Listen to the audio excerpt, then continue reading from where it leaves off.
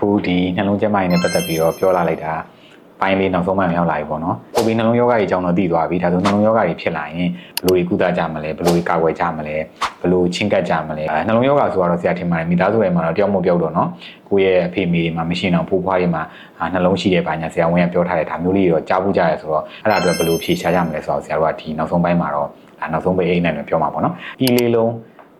ချင်းကပ်မှုပုံစံပေါ့နော် 4E approach ပေါ့နော်ဒါလေးကိုတော့ကိုယ်စဉ်းစားလိုက်တာပေါ့နော်အဓိကတော့ဘာလဲဆိုနှလုံးကျန်းမာရေးကိုထိခိုက်စေတဲ့အစားအသောက်တွေရှောင်ကျဉ်ရမယ်အချိုရည်တွေဒါတောက်တဲ့ချူရိုက်တာစားရဆိုလေနှလုံးသွေးကြောယောဂါတွေကုရတာခက်တယ်အစီတွေချခက်တယ်ကောင်းတဲ့အစီဆိုစားပေးရတယ်ဆရာတို့အစီဆိုတာနဲ့မကောင်းတဲ့အစီကိုပဲရှောင်ရတာကောင်းတဲ့အစီကိုရှောင်ရမလို့တချို့သော supplement လေးတွေကိုကိုယ့်ရဲ့နှလုံးကျန်းမာရေးအတွက်တောက်ပေးဖို့လိုအပ်တယ်အဲ့တော့ဒီခန္ဓာကိုယ်မှာအာဟာရဓာတ်တွေကနည်းနည်းချို့တက်နေတယ်အဲ့လိုချို့တက်နေတဲ့အာဟာရဓာတ်တွေပြည့်သွားတဲ့ခါကျရင်နှလုံးယောဂကုရတာလွယ်သွားတယ်ဒီစိတ်ပိုင်းဆိုင်ရာကျင့်စဉ်တွေကတော့ဒီနှလုံးကျန်းမာရေးမှာအများကြီးကျိုးရှိအောင်တွေ့ရတာပေါ့နော်ဆိုတော့ဒါတတိယတစ်ခုဖြစ်တဲ့ eliminate stress ပေါ့နော်နောက်ဆုံးတစ်ခုကတော့ဗာလဲဆိုလို့ရှိရင်ဆရာတို့